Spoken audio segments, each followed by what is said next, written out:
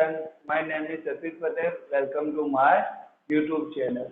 In lecture 1, discuss the properties of closure, commutative and associative. And in this lecture, we will discuss the property of the role of 0, the role of 1, additive inverse, reciprocal and distributive properties. यानी कि all the properties of rational number in this chapter is done here. Okay, so first we will start the role of 0. यानी कि what is the properties of role of 0? So if any number is added into 0, the answer is that number. यानी कि आप कोई भी number को 0 के साथ एडिशन करोगे तो आपका आंसर क्या आएगा? ऑलवेज वही नंबर वापिस आएगा. सपोज यहाँ देखो 3 प्लस 0 करो तो आंसर क्या मिला आपको? 3. -2 प्लस 0 करो तो आंसर क्या मिला? -2. यानी कि if any number added into 0, that answer is this number. ठीक है. और ये जो 0 है उसको क्या बोलते हैं? तो 0 is the identity number of addition. क्या बोलेंगे? 0 is the identity number of addition. चलो अब सेकंड प्रॉपर्टी हमारी क्या है कि द रोल ऑफ 1. तो क्या होगा कि if any number multiply 1, so that the answer is that number. क्या यानी कि कोई भी नंबर का आप 1 के साथ मल्टीप्लाई करो तो आंसर क्या मिलेगा?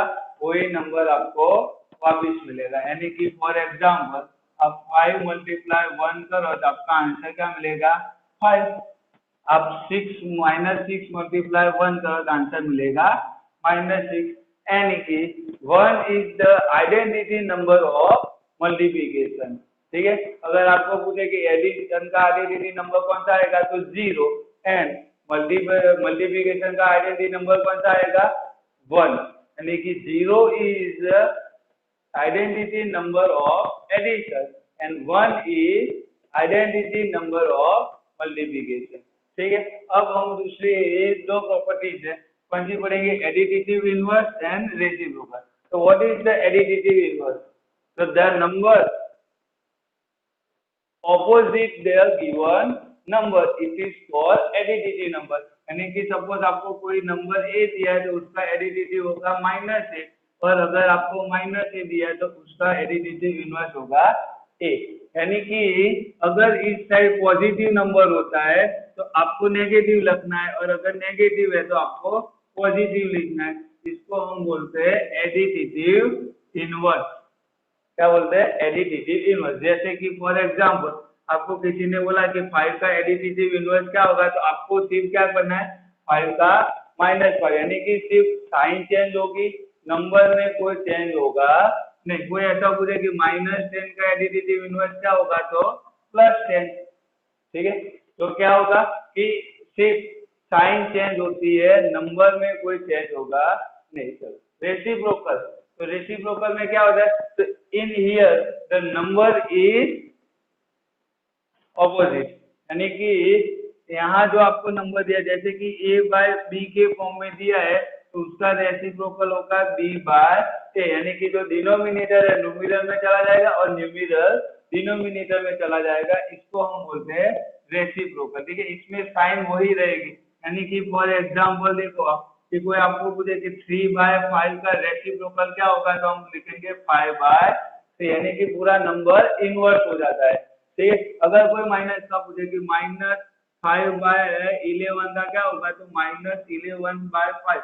साइन में कोई चेंजेस होगा नहीं. रेसिप्रोकल में सिर्फ क्या होता है? Number inverse. यानी कि in additive inverse the sign is opposite and in reciprocal the number is inverse. ये दोनों का ध्यान रखना. अब लास्ट प्रॉपर्टी है डिस्ट्रीब्यूटिव प्रॉपर्टी. वो हम स्टैंडर्ड 6 में, स्टैंडर्ड 7 में वहां भी पढ़ गए हैं, लेकिन किसके लिए? तो होल नंबर के लिए, इंटीजर नंबर के लिए. तो वही प्रॉपर्टीज होगी रेशनल नंबर के लिए. क्या है?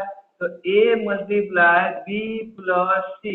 तो क्या होगा? a मल्टीप्लाई b और दूसरे ब्रैकेट में a मल्टीप्लाई c. ठीक है. इस प्रॉपर्टीज का रेशनल नंबर के लिए आप यूज कर सकते हैं तो, और इसको क्या बोलते हैं, डिस्ट्रीब्यूटिव प्रॉपर्टी। ठीक है, तो in this lecture we will discuss the role of zero, the role of one, additive inverse, multiplicative inverse and distributive property, and here all the properties in lecture 1 and lecture 2 are done.